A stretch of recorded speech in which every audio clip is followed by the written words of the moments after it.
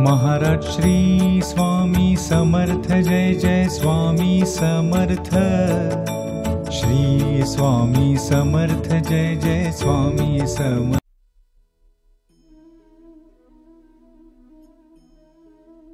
श्री स्वामी समर्थ श्रोते हो,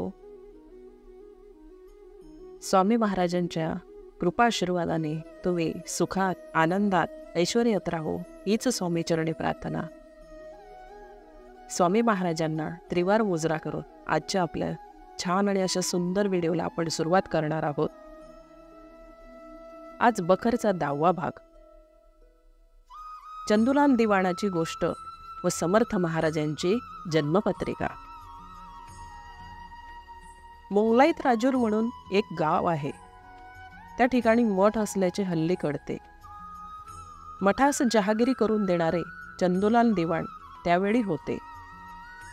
त्यांची महाराजांच्या चरणी फार भक्ती होती, निस्सीम विश्वास होता असे दिसते।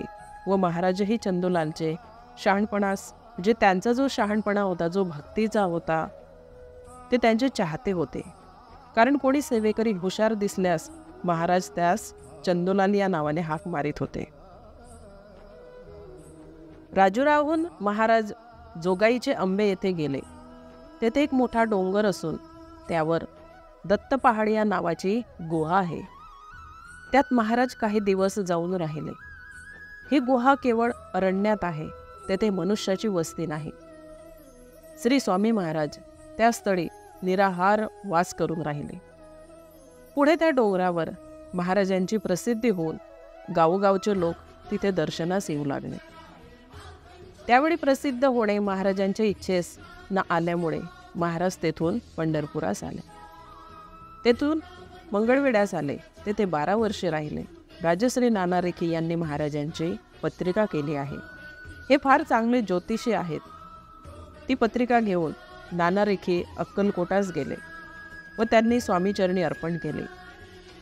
तिचा इत्यर्थ समर्थांचा अवतार शके 1071 चैत्र शुद्ध द्वितीया रोज गुरुवार, अश्विनी नक्षत्र, प्रीतियोग, प्रातकाळी 2 घटका, दिवसास मेषलग्नी, हस्तिनापुराहून 12 कोसावर छेली, खेडेगावी वडाच्या झाडाखाली गणपती मूर्ती सन्निध्य झाला।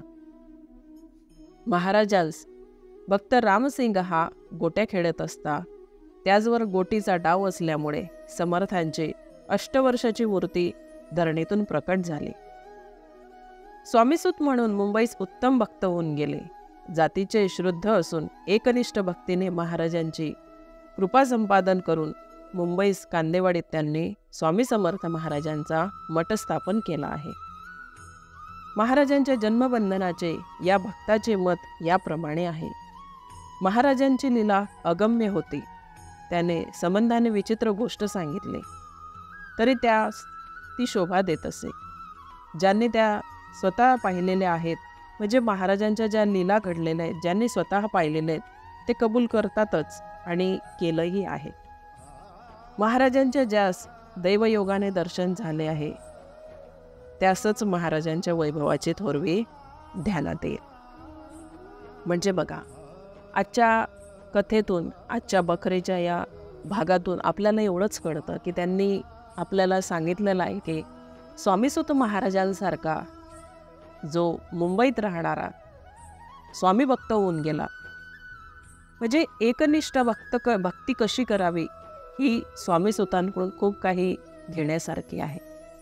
कारण त्यांनी आपलं सर्व काही, घरदार, संपत्ती, सर्व काही त्यांनी स्वामी महाराजांच्या एका शब्दावरती त्यांनी सर्व काही देऊन टाकलं होतं। ब्राह्मणांना देऊन टाकलं होतं, दान करून टाकलं होतं। अक्षरशः म्हणजे आपल्या स्वतःच्या पत्नीला सुद्धा त्यांनी सांगितलं होतं की ह्या सर्व गोष्टींचा आपल्याला त्याग करायचा आहे। पण पत्नी म्हणत होती नाही हो, थोडंसं संसारासाठी ठेवा। पण त्यांनी संसारासाठीही थोडं फार काही ठेवलं नाही।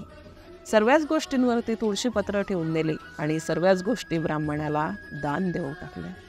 खरंच भक्ती करावी ती स्वामीसूतांसारखी करावी। आपण बऱ्याच याच्यातून, चरित्रांमधून ऐकत आहो आणि वाचतही आहो रोजच्या याच्यामध्ये की स्वामीसूतांची भक्ती ही कशी होती आणि ती किती एकनिष्ठ होती। तर श्रोते हो, आजच्या या भागासोबत आपण इथंच थांबूया. पुढच्या नवीन भागासोबत आपण पुन्हा भेटूया आणि आजची केलेली सर्व सेवा स्वामीचरणी अर्पण करूया. तोपर्यंत सर्वांना श्री स्वामी समर्थ.